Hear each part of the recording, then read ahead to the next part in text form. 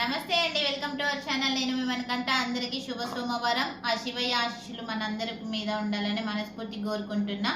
మణికంఠకైతే శివ అష్టోత్తర శతనామావళి చెప్తున్నాను.